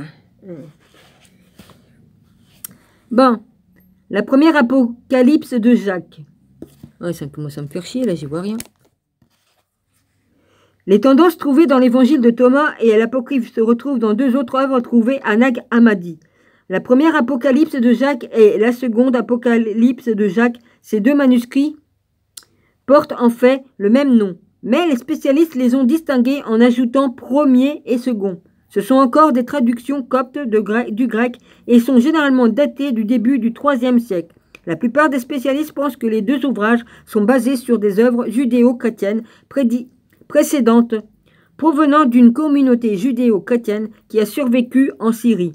Une preuve de ceci est que les manuscrits contiennent une série de dialogues qui ont eu lieu après la résurrection entre Jacques et Jésus sur le mont syrien de Gogela. Il me semble que ça se prononce comme ça. G-A-U-G-E-L-A en Syrie. La nature judéo-chrétienne de ces œuvres est attestée à nouveau par le fait que Jacques fait à plusieurs reprises référence à son frère en utilisant rabbin. Ah, vous pouvez les trouver, les endroits. Hein. Vous allez sur le Google, là, enfin je ne sais plus comment ça s'appelle, Google Earth. Et puis en 3 dimensions, vous pouvez visiter les endroits sacrés, hein, les monts, tout ça. La première apocalypse peut être décomposée en 3 parties. 1. Numéro 1. Un dialogue entre Jacques et Jésus avant la crucifixion. 2. Un dialogue après la résurrection. 3. La prédiction de la mort de Jacques par Jésus. Ce qui est important dans la première partie est la relation profonde entre Jacques et Jésus avant la crucifixion. Une intimité que nous voyons également dans l'Apocryphe et que nous verrons aussi dans un autre ouvrage judéo-chrétien, l'Évangile des Hébreux. Ce qui est le plus révélateur ici est que ces œuvres montrent naturellement Jacques comme un disciple de Jésus avant la crucifixion. Que Jacques a été un disciple avant la crucifixion est simplement anodin dans cette littérature. Aussi anodin que la présentation de Jacques dans les Actes des Apôtres et l'Épître aux Galates. Alors que la plupart de ce qui dit Jacques dans le premier apocryphe est raconté à la troisième personne. L'ouvrage s'ouvre sur Jacques qui parle à la première personne. C'est le Seigneur qui m'a parlé. Vois donc le plein accomplissement de ma rédemption. Je t'ai signalé ces choses, Jacques, mon frère. En fait, ce n'est pas un hasard que je t'ai appelé mon frère, alors que tu n'es pas mon frère selon la matière. Premier Apocalypse de Jacques 24.14-15. Il y a un petit chiffre 5 après. À première vue, il peut sembler que Jésus nie un lien de sang avec Jacques. Tu n'es pas mon frère selon la matière. Mais ce n'est pas le cas. Ces mots, en fait, expriment une des croyances centrales des gnostiques que le Christ transcendant n'avait pas un corps matériel, mais n'apparaissait seulement sous forme humaine, une ancienne hérésie connue comme docétisme. Cette croyance se voit clairement dans un dialogue qui suit la résurrection dans lequel Jésus dit « Jacques, ne te fais pas de soucis à mon sujet. C'est moi celui qui existait en moi, et aucun temps je n'ai souffert aucunement, et je n'ai pas été affligé, et ce peuple ne m'a pas fait aucun mal. » Première Apocalypse de Jacques, 31.2.15-24. Les gnostiques ne croyaient pas que le Christ pouvait souffrir. Seule la forme humaine de Jésus souffrait, pas le Christ transcendant, qui seulement possédait le corps de Jésus. C'est moi celui qui existait en moi. La théologie gnostique est également en évidence dans un passage dans lequel Jésus dit à Jacques qu'il se libérera des liens de la chair et retournera là d'où il est venu pour faire à nouveau partie de celui qui est. Premier Apocalypse de Jacques 24.19-24. Oh, ça aurait bleu. Oh, je cherche pas à comprendre, hein, les gars. Ça refait bleu. Hein. Oh. Et c'est pas la lampe. Hein. Bah, j'ai pas de lampe au plafond. J'ai la lampe là, d'accord, mais... J'ai la lampe là, mais j'ai vu des fois la lampe, elle n'était pas allumée, puis ça me le faisait. Oh putain. Qu'est-ce qu'il fait? Ouais, ça fait quand même, hein. Ouais, mais ça me l'a fait même sans ma lampe. Ça me l'a fait même sans avoir eu ma lampe d'allumée, parce que... Je me rappelle quand même. Une tendance à hautement élever Jacques presque au statut de Jésus lui-même apparaît dans un passage dans lequel la mort de Jacques est comparée à la mort de Jésus en détruisant les forces des ténèbres. Premier Apocalypse de Jacques 25, 2.15-19. Dans cette section, Jacques est également averti de quitter Jérusalem avant sa destruction, ce qui est peut-être à la base d'une légende influente de la fuite des chrétiens de Jérusalem vers la ville de Pella avant l'invasion romaine. Au cours des siècles suivants, les sectes judéo-chrétiennes, telles que les Ébionites, utilisaient l'histoire de la fuite vers Pella comme base pour revendiquer une origine directe de l'église de Jérusalem. L'authenticité historique de cette légende est l'une des questions la plus discutée dans l'étude du début du judéo-christianisme. Toutes les traductions du matériel de Nag Hammadi présenté ici sont issus de James M. Robinson, Ten Nag Hammadi, librairie en English. Bah oui, hein, c'est ce que j'ai. Hein.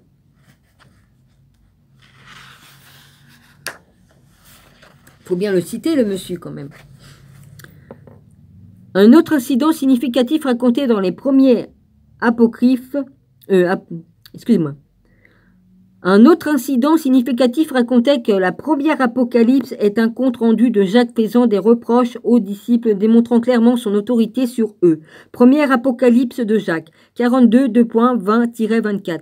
La priorité de Jacques est également présente dans le passage dans lequel Jésus apparaît à son frère après la résurrection, tandis que Jacques prie seul sur le mont Gogela, déjà cité. Jacques étreint et embrasse Jésus et comme dans d'autres ouvrages gnostiques, reçoit une révélation secrète, apocalypsis. En grec, de Jésus, Jacques est chargé de transmettre cette révélation. Apocalypsis, voilà, pour vous dire l'Apocalypse, ça ne s'écrit pas comme nous, voilà, en grec, voilà. Plus loin, de Jésus, Jacques, révélation secrète de Jésus, Jacques est chargé de transmettre cette révélation aux disciples Ada, Thaddée, en syrien.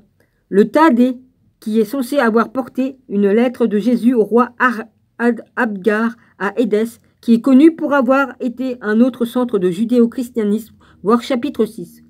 Qu'il n'y a pas de débat concernant le fait que Jésus ait attribué une quelconque dernière mission aux 12, comme il le fait à la fin de Matthieu et Luc, est significatif. Dans la première Apocalypse, cette tâche est exécutée par Jacques. Ne vous inquiétez pas, je vais retrouver les photos et puis je vais vous le montrer, moi, Jacques. La seconde Apocalypse de Jacques. Dans la première Apocalypse, nous voyons la croyance gnostique et judéo-chrétienne qui pensait que Jésus a directement donné la mission à Jacques lui-même. Il s'est recassé la gueule, hein. De toute façon, il n'arrête pas de faire le con. Cette compréhension sous-attend également la seconde Apocalypse de Jacques, mais sous une forme légèrement différente. Ici, Jacques divulgue la révélation secrète qu'a donnée Jésus à un prêtre judéo-chrétien appelé Mariam.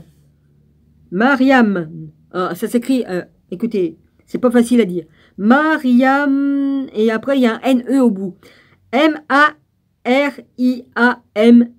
et je ne sais pas comment le prononcer.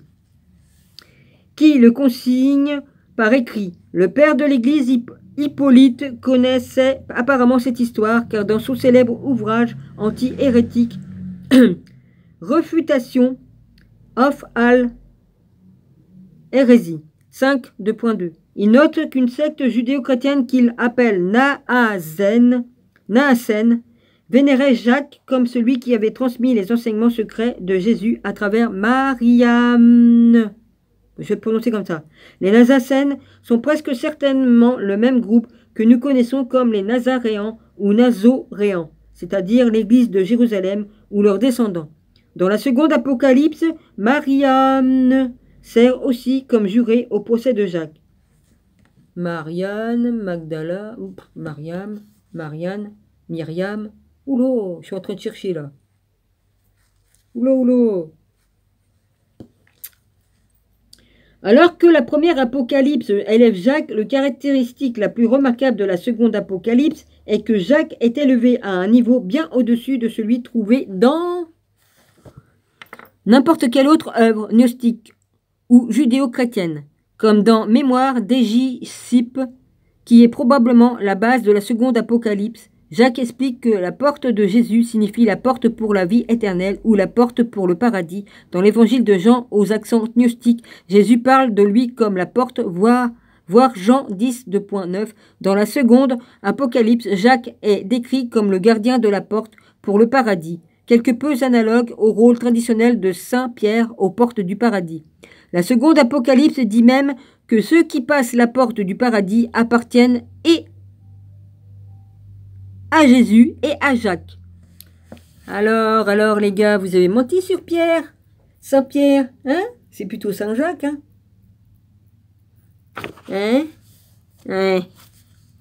Ça, c'est les cathos qu'on mis ça, hein? Saint Jacques, Saint Pierre, je veux dire. Excusez-moi, je me mélange les pinceaux.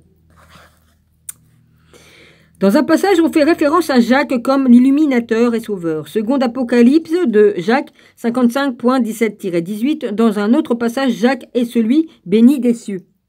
Première Apocalypse de Jacques 55.24-25. La seconde Apocalypse contient également des déclarations fascinantes concernant les relations familiales de Jacques avec Jésus. À un moment, Jacques cite sa mère, Marie. Alors, Jacques a bien dit que Mère Marie était sa mère aussi. Hein? Donc, bon, je veux dire, Jacques était demi-frère parce qu'ils n'avaient pas le même père, hein? Mais ils étaient demi-frères par la mère. Par la mère, ils étaient demi-frères. Ils étaient frères, demi-frères. Par le père, non, puisqu'ils ont pas le même père. Si, que je suis con. Je suis con, moi, je dis une connerie, là. Oui, enfin bref. La mère me dit, ne sois pas effrayé, mon fils, de ce qu'il t'a dit, mon frère, car vous avez été nourris du même lait. Ben, c'est à cause de cela qu'il m'appelle ma mère. Seconde Apocalypse de Jacques 50.15-22. Oui, ben, ils ont la même mère, mais ils n'ont pas le même père. Ben oui, Jésus, son père, il est aux cieux. Et sa mère, c'est Marie, mère Marie. Tandis que Jacques, sa mère, c'est mère Marie, donc il est frère avec Jésus parce que c'est sa mère, ils ont la même mère. Mais, ils n'ont pas... Jacques a pour père Joseph. Ça y est, j'ai réussi à le dire. Oh ben. Il ne pourrait certainement pas y avoir de façon plus naturelle de montrer que Jacques et Jésus étaient des frères biologiques que de dire qu'ils étaient le même saint. La déclaration, c'est à cause de cela qu'il m'appelle ma mère, a également des implications gnostiques suggérant la croyance docétique que Jésus ne faisait qu'apparaître humain et en fait n'avait pas de mère terrestre. Ben, pourtant, elle l'a porté dans son sein. La seconde Apocalypse l'emporte sur la première Apocalypse dans la scène où le Christ ressuscité apparaît à Jacques au lieu de Jacques étreignant et embrassant Jésus comme dans la première Apocalypse. Ici, Jésus prend l'initiative, cette scène intime est décrite par Jacques à la première personne. Et il me baisa la bouche et m'embrassa, disant, « Mon bien-aimé, voici que je te révélerai ce que ni les cieux n'ont connu, ni leur raconte. Voici, je te révélerai toutes choses, mon bien-aimé. » Seconde Apocalypse de Jacques 56.15-20,57.1-5.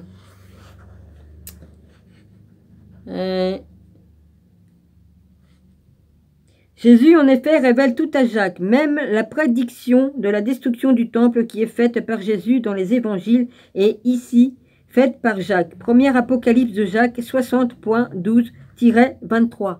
Jacques cite même son martyre éminent comme raison.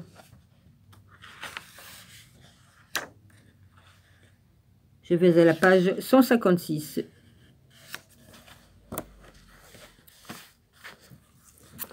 Pour la perte du temple, ici, Jacques lui-même déclare que sa mort est responsable du siège de Jérusalem et que l'on retrouve également chez Clément et Égésippe. Il est révélateur que la seconde Apocalypse soit en accord avec Joseph contre Égésippe plus tard. En rejetant la responsabilité pour l'exécution injuste de Jacques aux pieds des Sadducéens et des prêtres plutôt qu'aux pharisiens et aux scribes, comme nous l'avons vu, il est bien plus probable que Jacques ait été un pharisien plutôt qu'un sadducéen. La seconde Apocalypse, en fait, entre dans les détails juridiques du procès, détails qui donnent au compte rendu une couleur authentique ou tout au moins montrent que l'auteur avait une solide connaissance de la procédure des salles d'audience juives et romaines.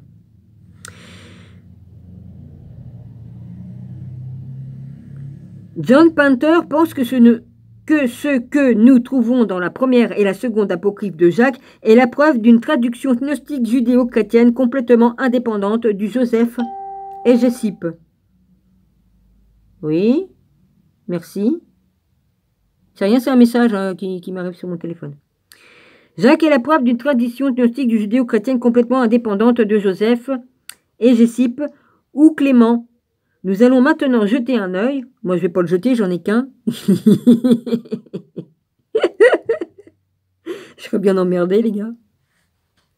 À cette autre tradition judéo-chrétienne, pour terminer notre étude de la littérature extra-biblique sur Jacques. Faut bien... Hein? Oh, bah j'ai du d'humour, hein. On va t'arracher ton œil. Oui, oui, tiens. Regarde-toi, regarde. Hein? Si tu continues à me regarder. Hein? Tu sais, ce qu'on souhaite aux autres, des fois, ça peut vous arriver, hein. Je te souhaite rien du tout, hein, attention. Mais je dis, faut faire attention à ce qu'on dit avec le verbe. Ouais. Alors, les communautés judéo-chrétiennes. Comment qu'il m'avait dit?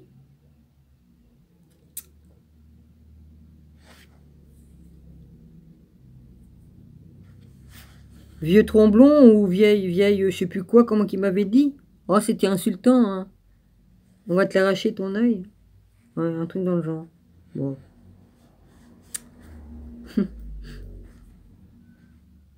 Je préfère rigoler, ça me fait marrer. La méchanceté, ça me fait rire maintenant. Ouais.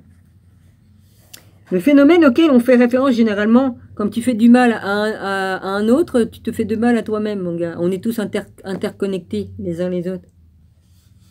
Ouais, mais trop bête pour con. Ouais. Le phénomène auquel on fait référence généralement, comme le judéo-christianisme, n'était pas une entité monolithique en cela. Il est comme toutes les autres sectes chrétiennes et juives.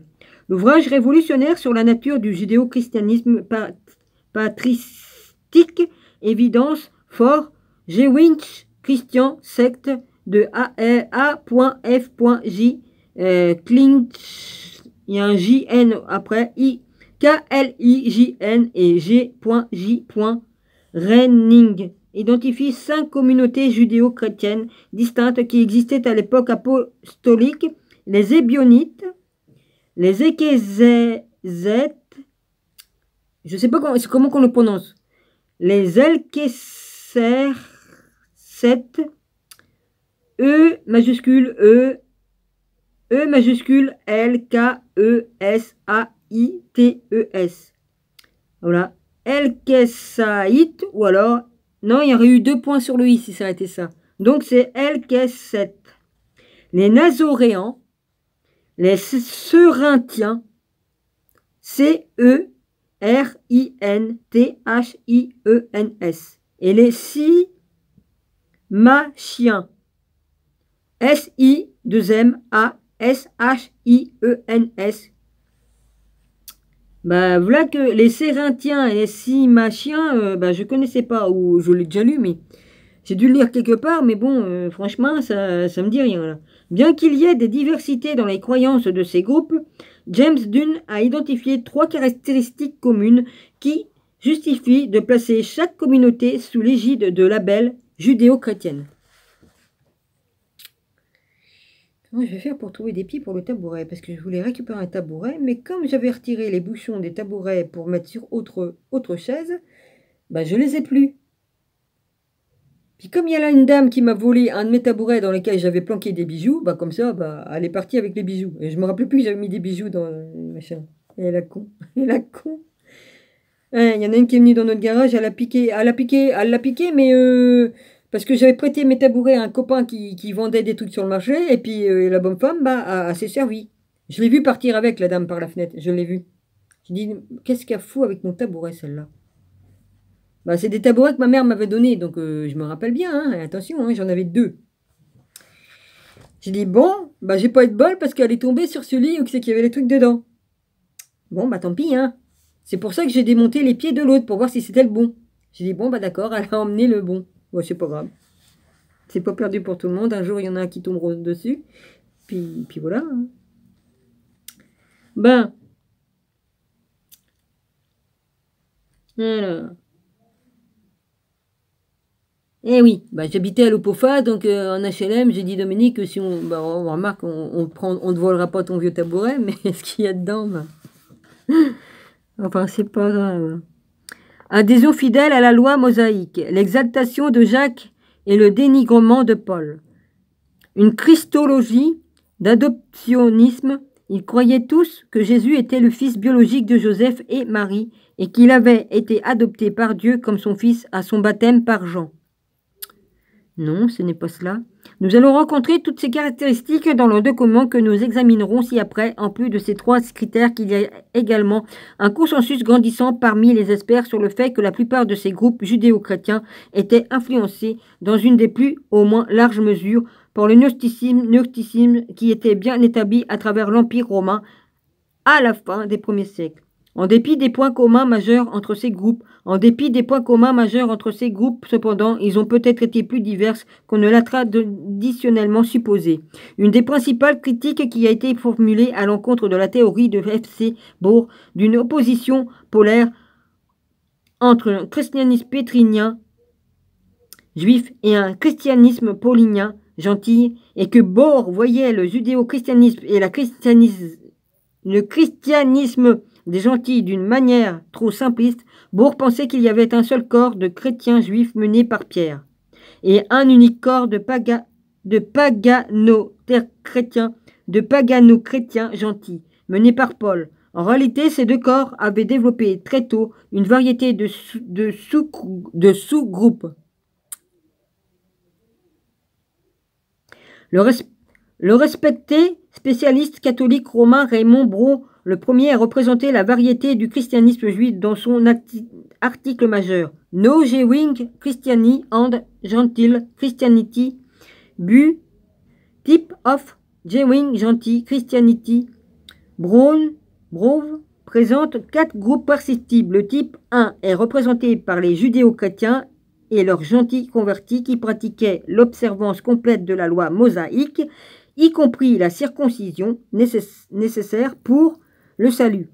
Le type 2 est comme le type 1, mais ses membres ne se revendiquaient pas la circoncision comme le salvatrice pour les pagano-chrétiens, mais ils exigeaient le respect des lois de pureté. Braun pense et Jacques et Pierre.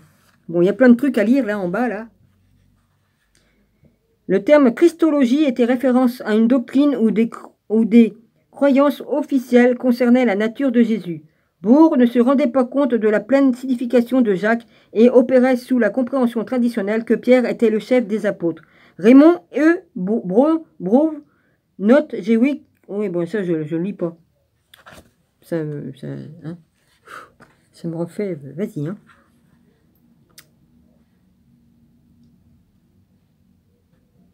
Alors, Braun pense que, et Jacques et Pierre, page 158, appartiennent à ce groupe. Rappelez-vous les termes du décret apostolique. Les judéo-chrétiens du type 3 n'insistaient pas sur la circoncision comme salvatrice pour les pagano-chrétiens et n'exigeaient pas qu'ils respectent des lois de pureté juive. Le judéo-christianisme du type 3 n'entraînait pas une rupture avec les pratiques du culte de judéo, fête, temple, et n'incitait je recommence là. Les judéo-christianismes de type 3 n'entraînaient pas une rupture avec les pratiques du culte du judaïsme. Fête, temple. Ils l'ont mis entre parenthèses, les fêtes au temple. Et n'incitaient pas non plus les judéo-chrétiens à abandonner la circoncision et la loi. Braun place Paul dans ce groupe. Finalement, le type 4 peut à peine garder le titre de judéo-chrétien car il ne voyait pas de portée éternelle dans le culte du temple de Jérusalem. Ce type est ainsi presque complètement d'orientation gentille, ayant perdu tous les rapports qui subsistaient avec le judaïsme apparenté. Il est important de noter que parmi toutes les toutes premières communautés de Jésus, c'est le premier groupe qui peut vraiment être appelé chrétien au sens moderne. James Dunn dans Ten Parting of Ten WYS propose un système similaire à celui de Braun. Il détaille même davantage le début du christianisme en 6 types partant de nouveau de croyants juifs conservateurs d'une part à des purs gentils, d'autre part comme Dunn le dit de son ouvrage et de celui de Braun, le mérite de tout ceci a été de mieux se rendre compte de la diversité du christianisme du 1er siècle. Mais Dunn conseille aussi de ne pas garder une typologie de cette sorte qui soit trop rigoureuse. Une approximation plus proche de la réalité du 1er siècle est de la voir comme un spectre plus ou moins continu qui traverse un large front de judaïsme conservateur et une extrémité aux gentils radicaux à l'autre extrémité. L'évangile des Hébreux.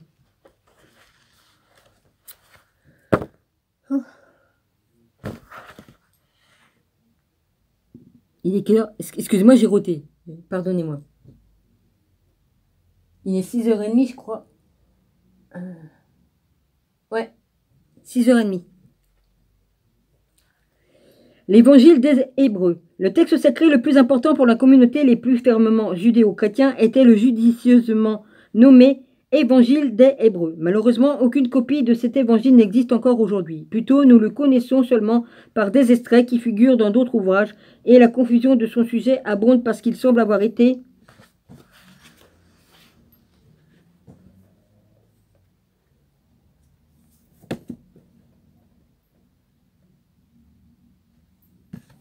Je regarde. Oui.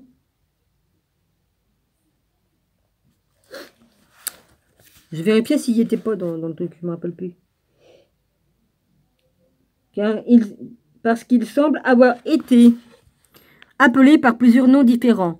Les pères de l'Église de référence des œuvres connues comme l'évangile de Nazaréen et l'évangile des Ébionites.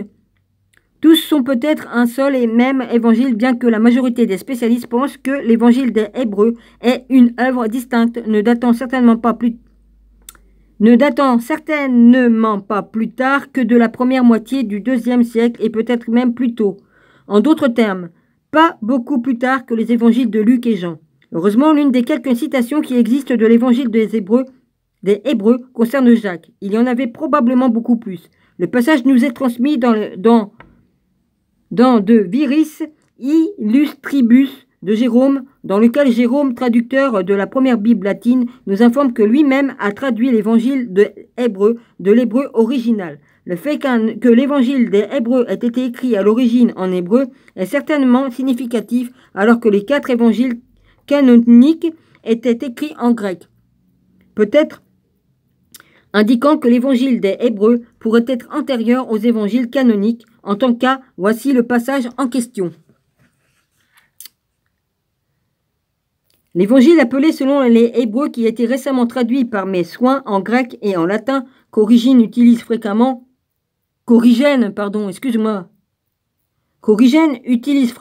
décrit ce qui est passé après la résurrection du Sauveur.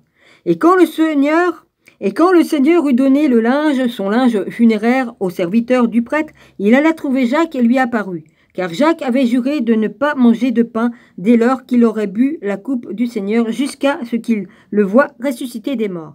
Et bientôt, par la suite, le Seigneur dit « Amenez une table et du pain. » Et immédiatement, il est ajouté. Il prit le pain, le bénit, le rompit et le donna à Jacques, le juste, en lui disant « Mon frère, mange ce pain. Pourquoi je rajoute des trucs ? Car le Fils de l'homme est ressuscité des morts. » Jérôme, livre of Illustriu, mène dans Schenender. Oh là là, c'est imprononçable pour moi. Je ne prononce pas.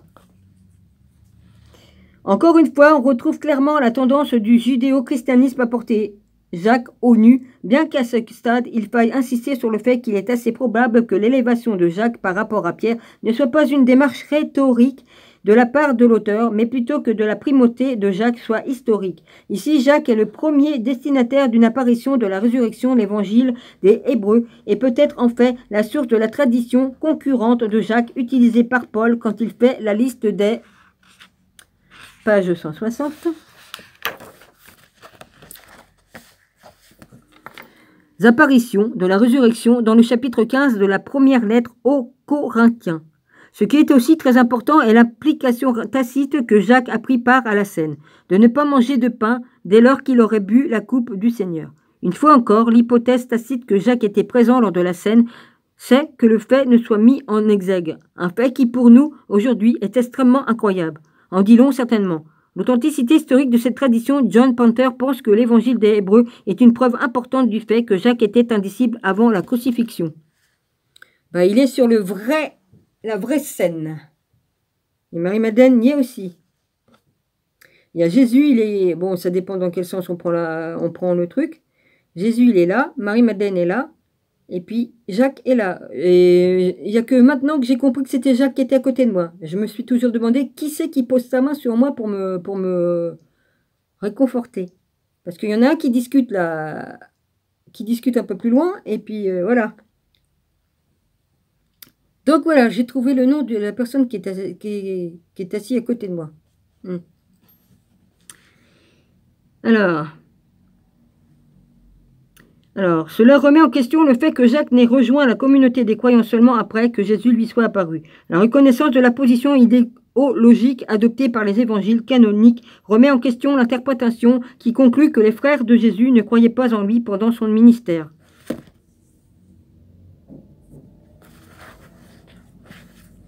Bien sûr, une bonne partie de la vérité significative dépend de la datation de l'évangile des Hébreux.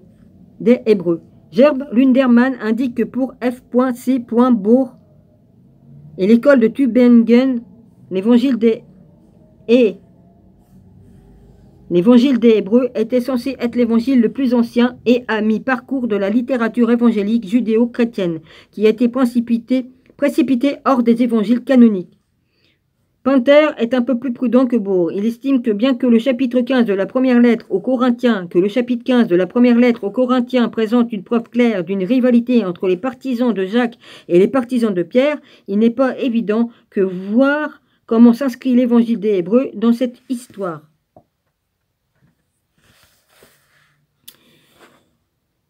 Une autre série d'œuvres que F.C. Bohr considère être très ancienne et digne de confiance et qu'il a beaucoup utilisé à l'appui de sa théorie de la rivalité paulinienne, comme le fait aujourd'hui Robert Heinzelmann, est un recueil connu comme le pseudo-Clémentine, avec un ES au bout.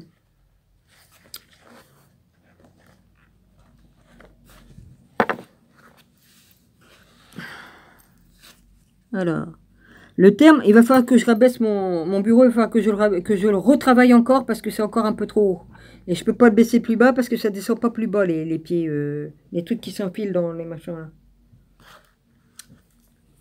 Donc j'ai mal au dos. Et puis rehausser, je vais être trop haut. Même si je me rehausse avec un coussin, c'est trop, ça va pas.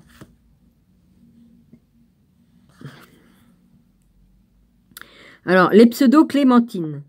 Le thème pseudo était appliqué à cette collection d'œuvres en raison de son attribution initiale maintenant contestée au père de l'Église Clément, qu'il ne faut pas confondre avec l'auteur d'Hypotypose.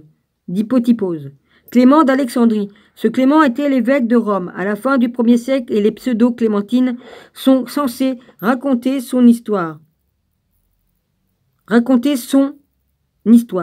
La grande majorité des spécialistes considèrent aujourd'hui que les pseudo-clémentines ne sont pas plus anciennes que le 4e siècle, du moins dans leur dernière mouture. Mais quelques-uns, tels que Robert Heinzelmann, pensent que les traditions sous-jacentes contenues à l'intérieur sont beaucoup plus anciennes. Ceci est soutenu par le fait que les pseudo-clémentines sont une anthologie d'œuvres plus petites. Il y a deux parties principales, les homélies et les reconnaissances, elles-mêmes étant composées d'œuvres encore plus petites. Ascension de Jacques, Epistula Petri et le Karimata Petrou.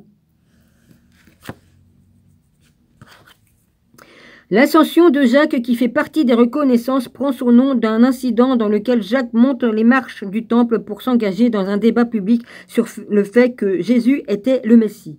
C'est un titre pertinent aujourd'hui puisque Jacques est en effet en train de remonter des profondeurs cachées dans lesquelles il a trop longtemps été enterré.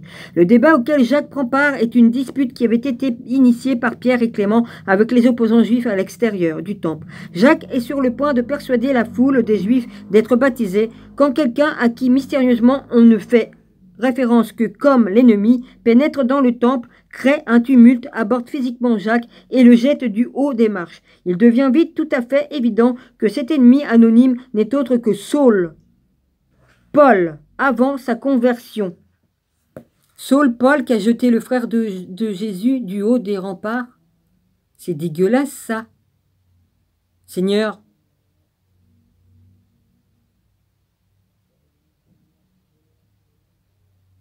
oh, ça va, toi. Tu sais même pas chanter. Il dit qu'il est allé en Angleterre, il parle en anglais comme une vache espagnole. Oh merde. Enfin bref, il est tellement menteur que je crois pas. Enfin, il peut très bien avoir été en Angleterre aussi, hein, mais bon. Il ment tellement que je sais même plus. Comment veux-tu croire un menteur? C'est impossible. Un menteur aussi menteur. Alors, je continue. Se lançant dans un de ces célèbres actes de persécution violente contre ceux qui proclamaient que Jésus était le Messie, à la suite de cette attaque sur les marches du temple, Jacques envoie Pierre espionner Saul et renvoyer des comptes rendus réguliers sur cette activité. Saul essaie alors d'arrêter Pierre, le poursuivant aussi loin que Damas. Ces spécialistes qui pensent que l'Ascension est un ouvrage tardif voient ce passage comme une réflexion après coup des comptes rendus des persécutions violentes de Paul dans les Actes des Apôtres, voire 8.3 et particulièrement, j'ai anticipé, 9.1-2, dans lequel Paul se rend à Damas pour aller voir ceux qui appartiennent à la voie. Il n'est certainement pas impossible cependant que Ascension décrive l'histoire réelle. Il est fascinant de conjecturer que ça pourrait avoir été pendant que Paul poursuivait Pierre sur la route de Damas qu'il a eu cette rencontre spectaculaire avec le Christ ressuscité, entraînant sa conversion. Oh, j'ai mes médailles qui frottent sur le truc là. Ouais, j'ai le sceau de Salomon, c'est bon. Ça me gêne parce que j'ai le bureau qui arrive là. Alors, cette histoire fascinante n'est qu'une des nombreux exemples d'un antipaulinisme virulent qui envahit le pseudo-clémentine. À la lumière de l'histoire de Paul, une telle attitude de la part de la communauté judéo-chrétienne est certainement compréhensible. Nous savons à partir des propres lettres de Paul qu'il avait vraiment été un violent persécuteur de la communauté chrétienne, avant sa conversion. Ouais, c'est vrai. Les Actes des Apôtres racontent que Saul aide et soutient la lapidation chrétienne, tenant même les grandes houppelande de ceux qui ont pris part. Ayant connaissance de la célèbre tendance de Luc à étouffer les affaires inconvenantes et du célèbre tempérament de Paul et de sa haine avant sa conversion pour les disciples de Jésus, il n'est certainement pas improbable que Paul ait fait plus que juste tenir les houppelandes des auteurs du crime. Ouais. Puis les Actes des Apôtres disent que Saul, lui, approuvait ce meurtre. En ce jour-là, une violente persécution se déchaîna contre l'église de Jérusalem. Tous, à l'exception des apôtres, se dispersèrent. Quant à Saul, il ravageait l'église allant de maison en maison. Il en arrachait hommes et femmes et les jetait en prison. Actes des Apôtres 8.1-3. Étant donné la représentation de Paul dans les Actes des Apôtres, il n'est pas du tout improbable que la violence attaque de Paul sur Jacques dans l'ascension de Jacques soit factuelle. Si le compte-rendu n'est pas historique, nous devons demander pourquoi les premiers judéo-chrétiens inventèrent une telle histoire, pourquoi en aurait-il besoin étant donné qu'il n'y avait tant d'autres histoires célèbres sur la violence de Paul contre les chrétiens. Et si Paul effectivement attaquait Jacques, alors ce n'est pas étonnant que Jacques et Pierre aient été aussi méfiants vis-à-vis de Paul, qu'ils l'étaient effectivement. Les propos de Paul dans l'épître aux Galates concernant ses rencontres cordiales avec Pierre et Jacques à Jérusalem ont pu simplement être une stratégie rhétorique, car Paul aurait certainement eu des raisons pour minimiser le fait que Jacques et Pierre étaient bien moins que réceptifs à ses visites. La partie des pseudo-clémentines, connue comme l'épistula Pétri, l'épître de Pierre, parfois appelée l'épître de Pierre à Jacques, sert d'introduction à la Kérigmata, Pétrou, la proclamation de Pierre. Dans l'épître, on fait encore référence à Paul indirectement comme l'ennemi qui enseigne une doctrine sans foi ni loi. Il est assez évident que pour tous les spécialistes que le rôle joué dans cet écrit par un personnage appelé Simon est une allusion voilée à Paul. Simon apparaît dans les Actes 8.9-24 comme un sorcier qui essaie d'acheter le pouvoir du Saint-Esprit de Pierre et Jean. Ce qui est aussi frappant dans l'épistula Pétri est que Pierre adresse cette lettre à Jacques, le Seigneur et évêque de la Sainte Église, 1.1, et exprime son inquiétude à Jacques. Certains des gentils ont rejeté mon sermon légitime, se joignant à un certain sermon sans foi ni loi et insignifiant de l'homme qui est mon ennemi. 2.3. Petit chiffre 15. À la lumière de toutes les autres preuves que nous avons découvertes, cette lettre pourrait effectivement être historique. Il n'y a certainement rien d'invraisemblable ici. Reconnaissance avance l'argument intéressant que Paul n'a pas pu recevoir une révélation de Jésus parce que son enseignement n'est pas en accord avec celui de Jacques et Pierre. Et il est dit encore que Paul ne peut être considéré comme un apôtre parce qu'il ne fait pas partie des 12. 4.35. Pierre qui est maintenant tenu comme le véritable apôtre pour les gentils qui leur donne l'authentique évangile basé sur la loi, les livres 4-6 de reconnaissance racontent un voyage missionnaire à Tripoli entrepris par Pierre qui avertit son public de se méfier des faux apôtres. Paul. Point d'exclamation. qui pourrait venir après lui. Prenez bien garde de ne croire aucun docteur qui n'ait apporté de Jérusalem le témoignage de Jacques, frère du Seigneur. 4.35. Pierre fait référence à Jacques comme notre Jacques et Jacques l'évêque. 1.66. Il est également appelé le chef des évêques et archevêque. 1.68. Clément s'adresse même à Jacques comme Monseigneur Jacques. 3.74. Beaucoup plus de références de cette sorte tirées des pseudo-clémentines pourraient être présentées, mais l'essentiel est que l'autologie pousse à l'extrême les thèmes de judéo-christianisme que nous avons rencontrés dans notre étude. La communauté qui les a produits correspond visiblement à la description de Raymond Brown de la communauté du type 1. Alors numéro 15. Toutes les citations et références aux pseudo-clémentines sont tirées de A. Robert et J. Donaldson, EDS, T. 12 Patriarchs, Except and Epistles,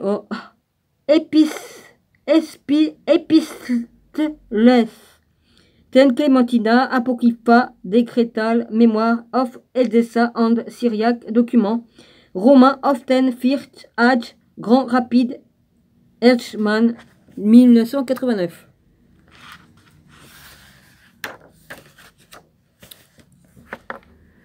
La supposition de l'authenticité fondamentale des pseudo-clémentines est à la base des théories de F.C. Bohr et les pseudo-clémentines est encore la solution aux théories des spécialistes d'aujourd'hui tels que Robert Hertzmann, Iam Macoby et Feu Hugh Schonfeld. Il est certainement significatif qu'alors que les spécialistes juifs ont peu de problèmes concernant la fiabilité des pseudo-clémentines, les spécialistes chrétiens généralement la déprécient en raison du dénigrement de Paul et du soutien de la théologie judéo-chrétienne. Il est urgent d'entreprendre davantage d'investigations érudiques sur cette anthologie, même si la provenance de la fiabilité de cet élément controversé sont encore un sujet de débat, au moins révèle-t-il le cœur des préoccupations du judéo-christianisme ultérieur et révèle quelque chose des luttes théologiques que les judéo-chrétiens menaient contre ce qu'ils considéraient comme l'apostasie et l'hérésie, mais que nous appelons aujourd'hui christianisme.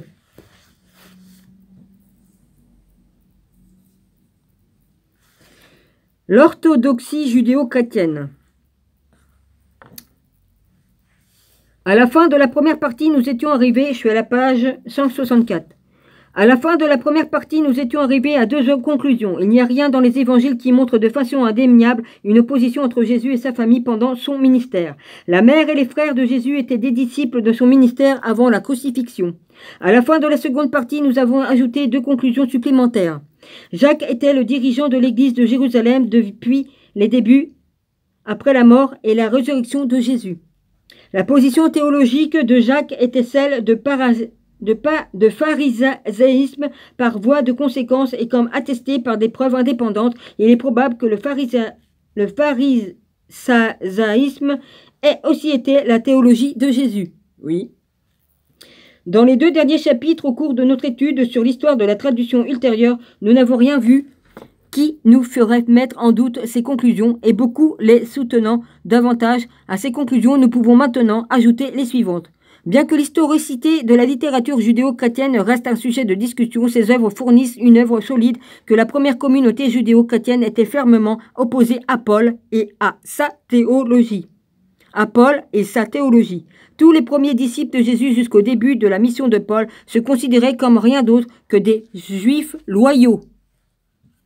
En fin de compte, toutes ces conclusions conduisent à des perspectives troublantes pour de nombreux chrétiens modernes. Bruce Chilton a posé une question obsédante dans son introduction à l'abrégé d'articles de recherche présentés dans la consultation de James Ten Just and Christian Origin.